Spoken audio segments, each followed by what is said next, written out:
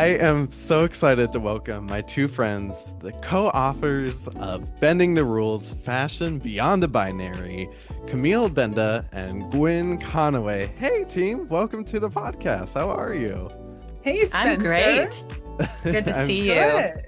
Yeah, it's been a long time coming. We've been trying to make this happen for a minute now. So I'm so glad you're here. I'm excited. We have a lot to talk about. I'm super excited, and I'm kind of a big fan of your podcast, so I'm really happy to be here. Oh Yeah, gosh. stars in our eyes meeting you, Spencer. Oh Yes. gosh, well stop it. I'm big fans of both of you. I've been following your careers for a hot minute now. Camille, I've ran into you at parties, so we've been talking Yes. about doing this for a minute now. So um this is long overdue. So let's get into it. But first, you both have such a wide range of experience. So I would love it if you could both introduce yourselves a little bit and how did you end up joining together on this special project? Because it is so exciting. Gwyn, go first. Oh, okay. All right, I can do that. I was going to tell you to go first. I know, Um, we're both like, go first. I know. So, my career started in theater, but it moved progressively more and more towards gaming and animation. So my background is in theater and television and film. And then I turned towards costume concept art, 3D cloth simulation for animation studios and gaming studios. And now I also teach concept art at Art Center College of Design. I met Gwyn because we are both educators, and so we met at a UCLA Educators Roundtable, went and had coffee, and found that we both started in theater, and we had both done masters. So Gwyn at UC Irvine, and I did masters in the history of dress at the Courtauld, and then did the Yale Theater Design Masters. And we're both costume designers, so Gwyn's worked on a million projects.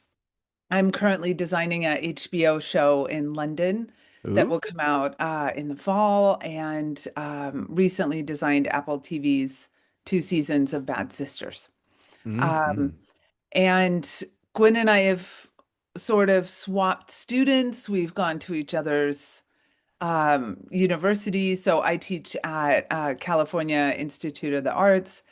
And then we kind of got into this idea of writing a book together, working on a project together. And we had a series of lunches, coffees, breakfasts, brunches, and we picked places all over LA. So All of we the were meals. thinking, yeah, there Yeah, should have been a part of the book that listed all the places we went to also. I know our menu. We should have added a menu of what we Yeah. ate. Bending the Rules, Fashion Beyond a Binary is an incredible read. I actually, funny enough, I was reading it yesterday at a bar, reading through it. So we could add that to the Perfect. list at the Academy Museum, actually. So shout out. Maybe we should get Ooh. into the gift shop. Oh, It's an nice. incredible That would be read full great. of information. It has images, illustrations, 3D renderings, photographs, interviews with some incredible voices, which we'll be getting into in a second here. People that I look up to. All of this woven together to help us see beyond the binary. And one of the essential lessons I took away reading through the book is that fashion really helps us construct our identities. So first, I want to start by asking to both of you, why did you feel it was important to write Bending the Rules and compile all of this incredible information? I think that one of the most important things that united us in, a passion for the subject is that so much of the information is kept behind academic walls. It's there's some gatekeeping related to like the language of talking about historical costume and fashion, the people that benefit from knowing about their own history don't have as much access to it. Hmm. And we really wanted to make a public statement about how fashion really supports an extremely wide set of identities. And that has been true consistently across time and across mediums. So I think that's one of the things that really brought us together at first, don't you think, Camille? I think so. And one of the things that is really interesting is as I delved into the research for Bending the Rules, one of the things that came up over and over was that the time it took to find examples of fashion beyond the binary, people living across the gender spectrum, was much longer. And the access to that, as Gwyn said, was much harder. And that made me realize that the default in Google searches and all kinds of searches and Pinterest and everything is tilted toward the binary and tilted toward fashion that divides people into men and women. And as a result, it kind of made me start thinking about, oh, this needs to be out there, and we need to celebrate all aspects of how we dress and use fashion and costume. So, throughout the book, you walk the audience through six themes, framing the exploration of the binary and the beyond. So, I was hoping we could walk through them all. We won't give it all away, as I want everyone to grab a copy to read through it for themselves. And also, for the sake of the costume nerds, we might use some costume examples because, that's what we love to do here on the Art of Costume podcast. So, why don't we start the first theme, which is neutrality, which in hindsight, we've probably explored quite a bit on this podcast. So I love some of the examples you gave in the book, as the podcast listeners will probably be quite familiar with some of them. Orlando being one of them, with costumes designed Hmm. by Sandy Powell, who was just on a Yes. podcast last year talking about Orlando, and The Fifth Element, which is my all-time favorite film. So what can Oh, you both really? yeah, it's my favorite. I watch it all the time. There's actually a Fifth Element poster right behind my computer, Nice. Oh, with wow. the bandage dress, or bandage outfit. What can you both tell me about neutrality and the first theme? Well, I think I kind of went over the book this evening in preparation, just thinking about it. And I think the reason we started the book with the idea of neutrality was because it connected so many themes. So in the book, you'll see Buddhist monks who are using neutrality in their dress to leave their earthly attachments behind.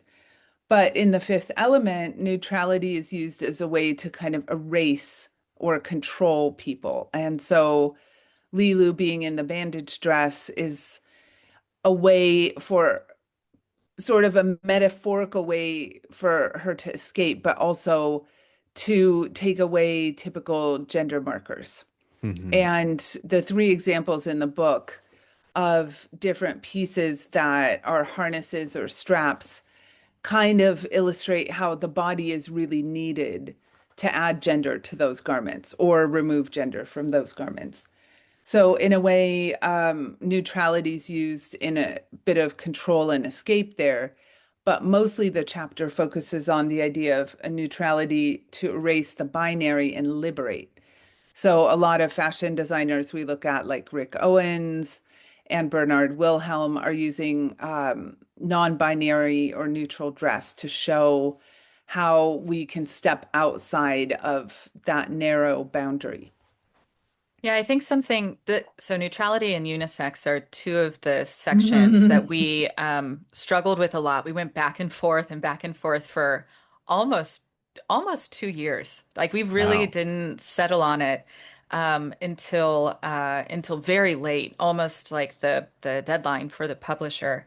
And part of that is because we started from a point of view that maybe people want to use neutrality or unisex as ways to erase gender or to make a social commentary. But what we found was that it was impossible to put neutrality in context without a body. Mhm. And as a result, it brought up a question for us about like, is neutrality actually the section that we want to have is, like how do we want to frame it? Because it's so subversive, it's so political, it's so intentional when we see neutrality, that it was really hard to choose a framework, I think.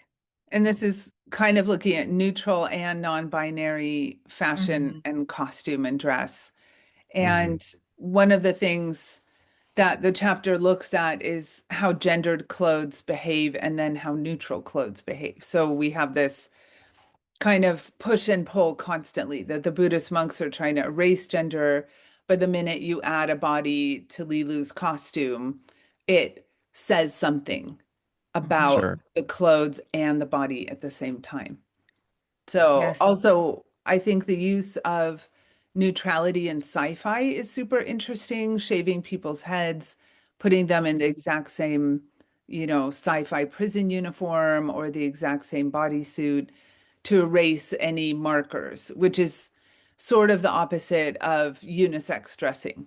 And just to tease to the audience, there's a little bit of commentary there from Sally Potter as well, too. There Correct? is. Which And super cool. yeah, Sally was amazing. I wrote to her because I worked with her on a different film and asked her if she would write a little bit about what the clothes meant. And she wrote this beautiful piece. And she talked about the idea of masculinity and femininity being learned performance, which I love, that the idea Mhm. of performing gender. And she also has a beautiful quote in there, which is, "We are all just humans in drag." Right. Hmm. So cool. I mean, that was such a sweet, sweet surprise when you get to that Hmm. chapter. So worth it just right there. So Yeah. everyone has to check it out.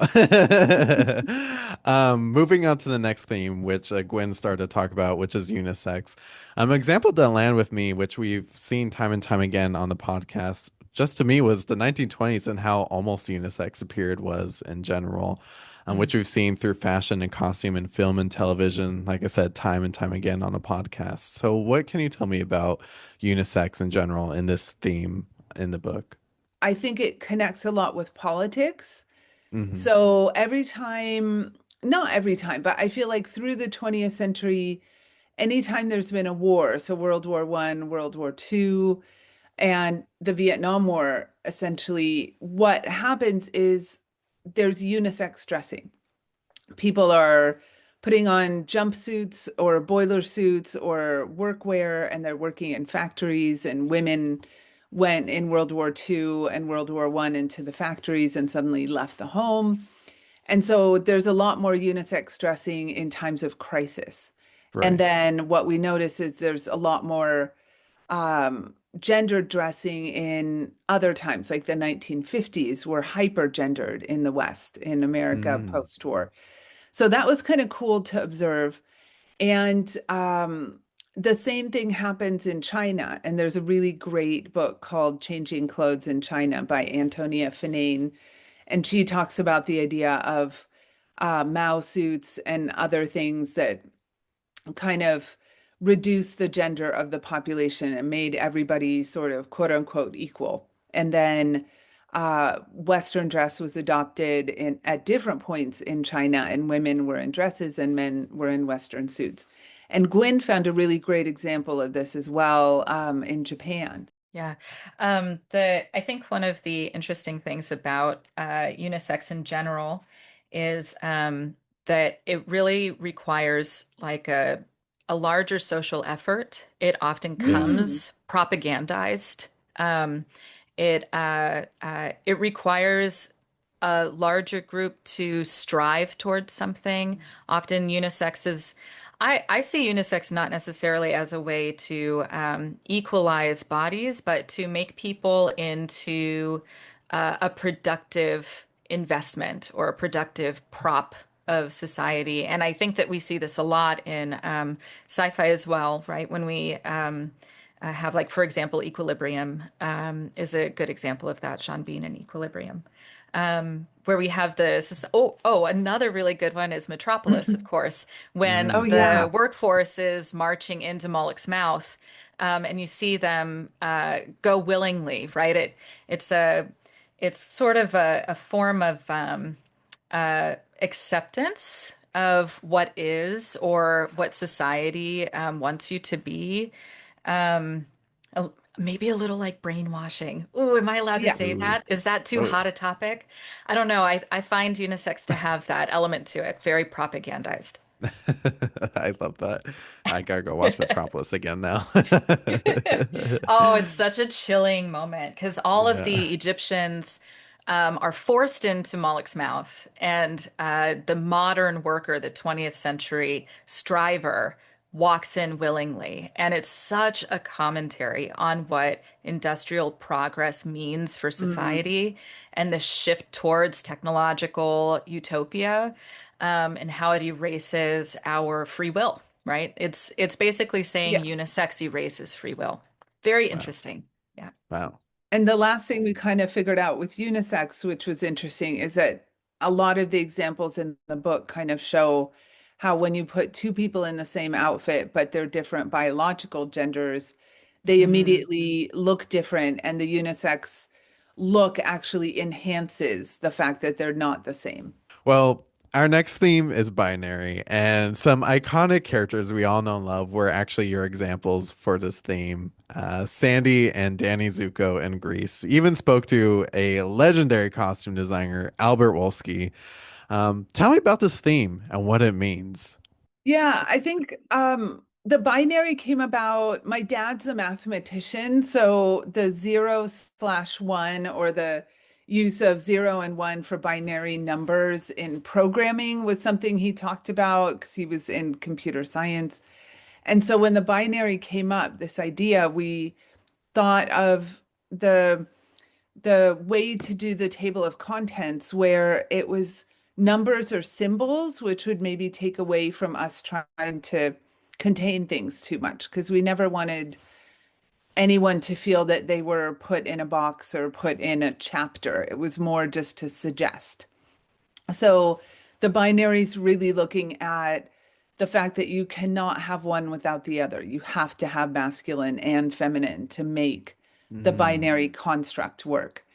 And hmm I think the most fascinating thing we figured out some way into researching the book is that the binary actually comes into human history quite late. That it's a Western concept typically, and it's very 0 and 1. It's either one or the other. While most traditional cultures, all the way back to Egypt, and Gwyn did a beautiful illustration of Hatshepsut, basically there was space in most of those cultures for gender fluidity. So we came to this understanding or like discovery for ourselves, not that we discovered it, but for ourselves that we figured out, oh wow, the binary really is super late to the game. And that's why it's sort of in the middle of the book as well, that the book starts with neutral and ends with sort of third gender or an expansive gender. And the binary is really there to talk about how it's one specific period of history, but not everything. Yeah, I think the one of the things about binary to consider, this was actually from a conversation we had with Charles Frigere about his Oh, yeah. photography. So when we were talking to him about his own experiences going to many other cultures, some of them quite remote, who at the time did not have access, reliable access to things like smartphones, is that the expression of gender and self-expression, like personal identity, was hyper localized.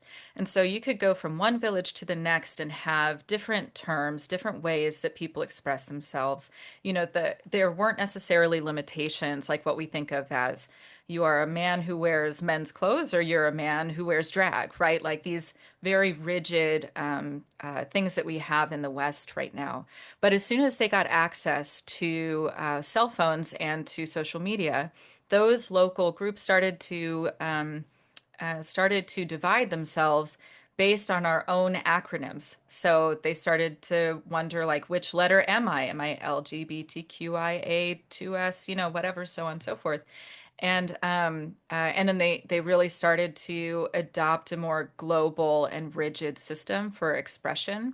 And I think that a lot of binary ideas, they're actually way younger than people would expect. A lot of the ideas we have about the binary are only from really the end of the 19th century. So basically the Industrial Revolution onwards, when the world became a lot smaller and a lot more homogenized, right? Where we hmm had to unify things like calendars and time. We ended up having to unify words for identity too on this more global stage. Yeah, it was shockingly young for us to see that. Before that, there was a lot more flexibility even within our Western concepts. Definitely.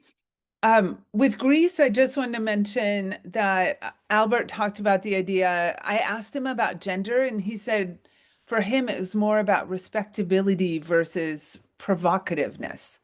And so he was thinking much more about these cool ideas of how do you rebel and how do you subvert. So it was really fun to talk to him. And he said that Olivia Newton-John was just desperate to get out of her girly early Sandy phase into her like rocker rebel phase. Yeah. So, and also in the binary chapter, there's the movie Carrie and talking about the Yeah. exact same thing. And I loved the idea of prom being this American archetype of binary behavior.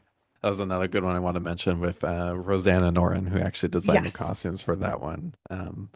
Love that film as well. Our next theme would be singular identities, and I actually found this one quite fascinating. The example that I was taken to, which probably isn't the one you all thought I was going to bring up, I was actually taken with this example of Superman and a correlation actually between the Yes. business suit and the super suit. Yeah, I think the singular chapter is much more about people or circumstances or periods of time where someone is consciously choosing one or the other.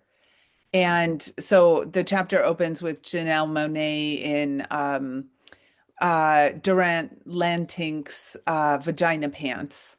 Yeah. And it's kind of this Yeah. idea of the biological markers that are most stereotypical or archetypical. But one of the things that was really fun to think about with Singular is the idea of that uniforms, military uniforms, Western dress suits, super suits all function in the same way. They're armor, they create a template of uniformity, and they Mhm. also fix, change, or sort of homogenize the human form. Yeah, I think there's also in some of the singular chapter, in looking through it, there is a sense of rage in the singular Yeah. chapter. And it I just realized that in looking over it before we talked that a lot of the difference between binary is that there's like an acceptance of a role, whereas in singularity, it's often that one person or one identity assumes a more whole vision of what the gendered clothing is. So, approaching like hyper masculinity, like a koteka. Koteka is like it's basically a penis sheath, right? So you use it in order to cover the genitals of a man, but they're also personal expression. So using it as a way of addressing things like trauma and telling your personal story and the emotional self and a sense of pride, right? Which a lot of those ideas are in our current society are more usually packaged in a more feminine way. And so it's like it's really nice to actually see in singular that people express themselves in a more holistic way, right? There are really aggressive Mhm. elements of feminine dress. There are really emotional elements in men's dress. There are very round elements in men's dress. Yeah, I find Mhm. that to be pretty interesting about it. Yeah. The next theme we are discussing duality, and you mentioned some iconic figures that we've discussed on this podcast many, many times, such as the incomparable Josephine Baker, Oh, Billy yes. Porter, or even the Goji Warriors, which I chatted with Gersha Phillips on this podcast several years ago when she designed the costumes for the Woman King.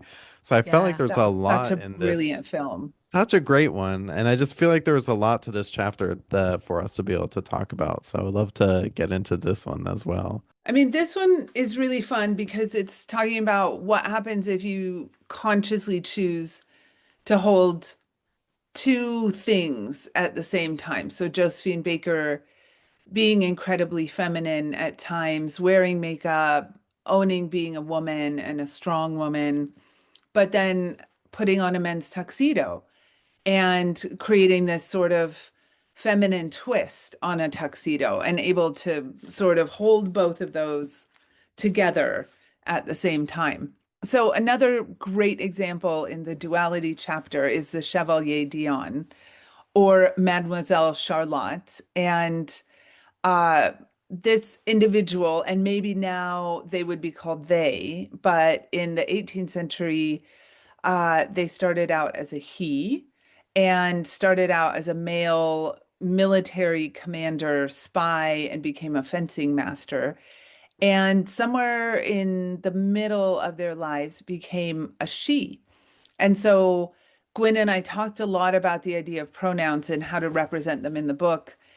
And the Chevalier became essentially a person that always dressed in women's dress at that time, which would have been very controversial. But interestingly, was banished to the UK from France after and during the lead up to the French Revolution, and was required in their exile in England to only wear women's dress. Mm. So it's a really fascinating story, and Gwyn did a beautiful rendering of what their fencing look would have looked like. And then there are a couple examples of pictures where caricatures divide the Chevalier down the middle, and one side is wearing feminine dress and the other side is wearing masculine dress. And when Mademoiselle Charlotte passed away, there was an examination and an autopsy, and the British Museum has all the documents. And they were all super surprised to find out that there were biologically male parts. And so that's detailed in the autopsy, and there's kind of detailed anatomical drawings and watercolors as well. So the story's super, super fascinating. Yeah. Wow. I think the most interesting thing for me, so most of my research was centered on the duality and trinity for the book. I would say that that's where most of my research was. I don't know, maybe it Hmm. just feels that way because it was the heaviest lift.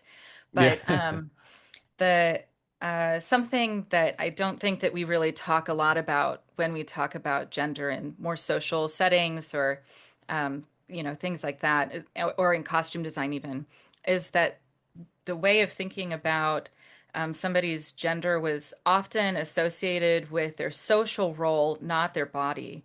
So in Africa, when I was looking at King Ajinga in Angola, um, I'm going to say she.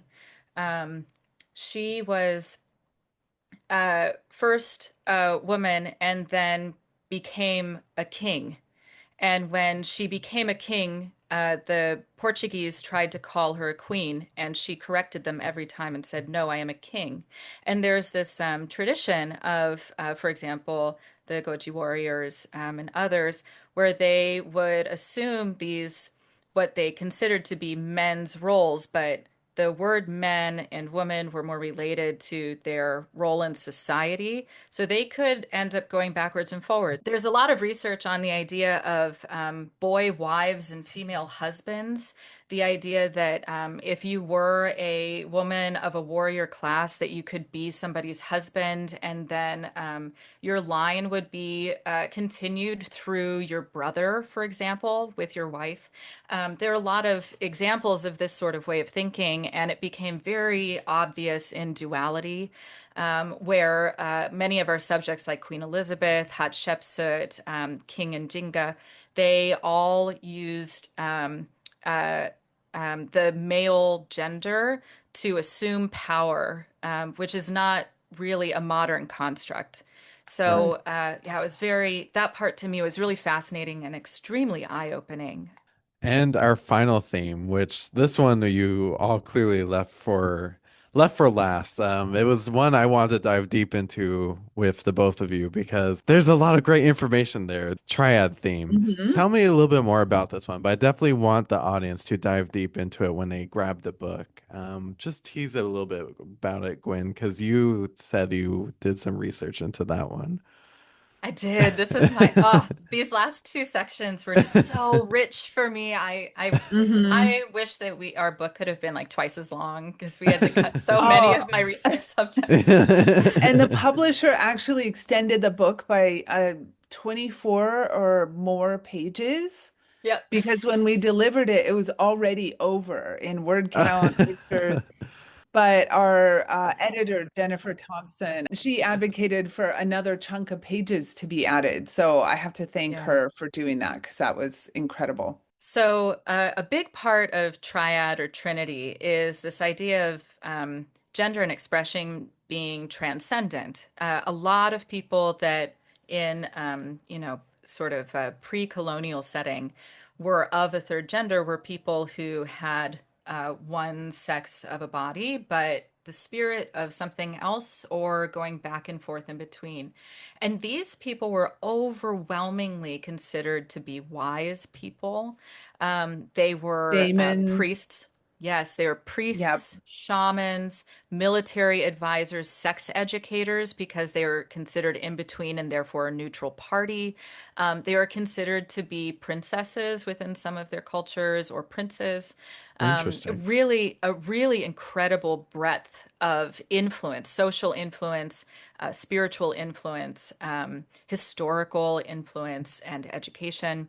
It's really incredible what the role of these people still are today in their Hmm. communities and what they have been historically, even if we don't learn about them very much here in the historical record.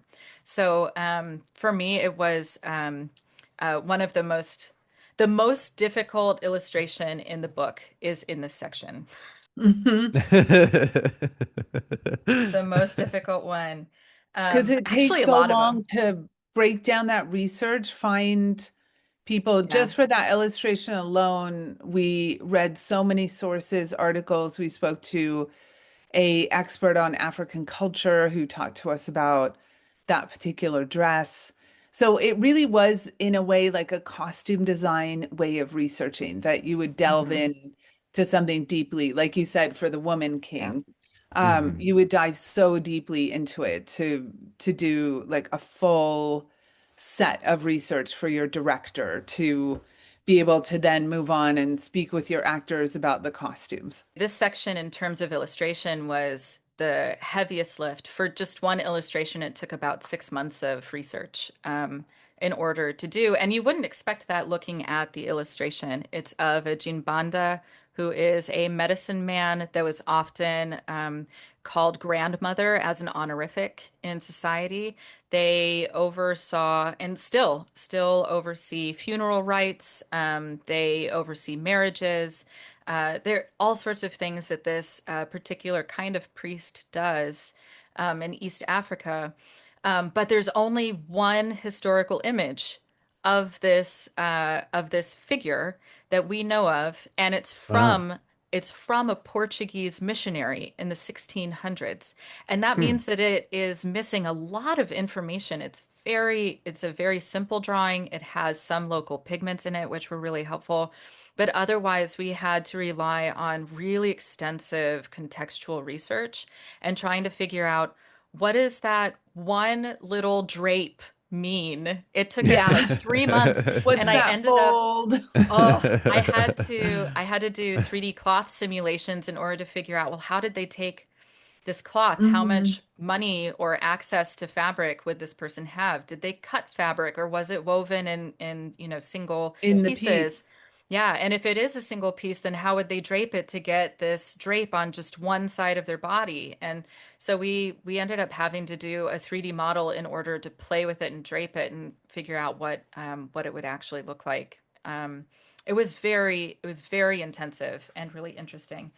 But that section of the book has a lot of that because many of these figures were not well recorded. And, Hmm. the modern way of recording things is overwhelmingly Western. Yeah. So many two-spirit people throughout history, there's one or two photographs of them, but they're also a little sensationalist because the otherness was exotic to Western people who Hmm. had access to photography. King Njinga also has this really very famous statue. It's a very large bronze statue, and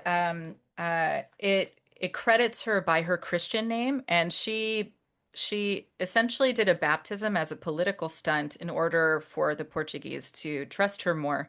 And then later in life, she continued to use the name, but the reasoning behind why is not clear and doesn't necessarily seem to be religious or of personal identity. So there are a lot of issues with that one too, where, for example, they covered her breasts in the statue, but historically, none of the depictions of her show her covering her breasts. So in the book, we decided not to. There are some really interesting and tricky things around this one because it is so different from what the Western perspective was at the time that these people were recorded.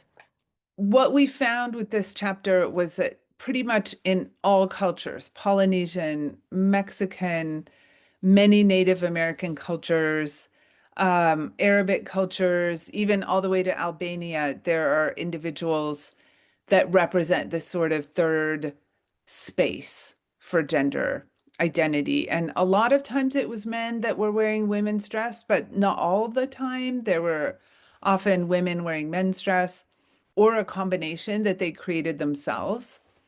Um, and that was really fun. And then I felt like it was really important to have first person information. So I interviewed some living individuals who identify as third gender. And so their words are directly in the book. And that was really cool to have Gwyn delving into the past and me talking to people right now that are Yeah. living that same experience and they might be 1,000 years apart or 2,000 years apart. So that was, Hmm. I think that's almost the essence of the book in that sense of connecting the past and the future. Yeah. I am so fortunate I got to be your guys' student today. I mean, I feel like I have learned so much in such little time. I mean, we have to do this all the time. I mean, this has been so much fun. But before I let you both go, um, one more question. What do you hope audiences will take away from bending the rules, fashion beyond the binary? I would like people to take away the idea of tolerance and the idea that there's a big span of history and we're a little point in time and we have our fixed perspectives. But I feel like the book really shows the diversity in humanity across time and space. And that maybe if we have a little more tolerance for everybody around us, we can sort of understand a little bit more about our history and where we're going in the future. I find as a designer, and a lot of my design expertise is in world building. So it's more towards open game, AAA, really large, expansive IP creation. Something that is the most exciting to me is building the scaffold for how we create rules for the worlds we build and understanding that identity is our reaction to the world in which we've been plopped as a character, as a person, as, whatever, an entity with narrative. And I hope that people who read our book find a lot of excitement, that they get a thrill out of realizing that what they've been presented with is not everything. I hope that people are able to see themselves in unexpected places in this book, see their family's history, their belief system in an unexpected and in an unexpected way that really expands their point of view to celebrate more, to love and laugh a little bit more, to feel permission to be themselves, to design the way they want to present the world with more vibrancy than what we think there is. Fashion's both fun and serious. And there's such a big toolbox of things in the book, but also just in general. So maybe this kind of opens it up to everybody mixing things up a bit more. And even my husband, he was looking at a men's sort of kilt, like a school skirt, but a gray pleated skirt. And he was like, I would probably wear that. And I was like, amazing. I love it. Well, I learned so much from the two of you. I loved reading through this book. I feel like I learned so much and opened my eyes to so many different things. And I'm ready to read through it again and again because I feel like I just on another reread, I'm going to learn so much more. So thank you so much, Camille Benda, Gwyn Conaway. Thank you so much for being here. For everyone listening, please get a copy of Bending the Rules, Fashion Beyond the Binary. There will be information in our show notes, so you could grab a copy. It is definitely a must read. I loved it so much. Like I said, it's full of so much great information, photographs, illustrations, interviews with such great industry icons. I loved it so much. So you Thank have you. to get a hold of it as soon as possible. Thank you so much for being here. This has been such a joy. I'm so glad we finally did this. Thank Thanks, you. This was so much Spencer. fun. It was so much fun. Now we can go back to being your students. Oh Yes. gosh, hardly. No. And when both of you have a project they want to talk about, please, please, please come back. Camille, I want to talk about this HBO show. So Ooh, hit me happy up. to. Yeah, I can't wait. definitely. So the both of you, thank you so much for being here. This has been so much fun. Thank Thanks, you. Spencer. The Costume House with Spencer Williams is a production of The Art of Costume. This episode was hosted, produced, and edited by Spencer Williams. To discover more conversations with the designers shaping film, television, and theater, visit theartofcostume.com or follow us on social media at The Art of Costume. And don't forget to connect with me on Instagram at HostSpencer. If you enjoyed this conversation, be sure to follow and subscribe wherever you listen to podcasts or watch on YouTube. And stay tuned for more episodes celebrating the designers shaping today's most captivating films, television series, and stage plays.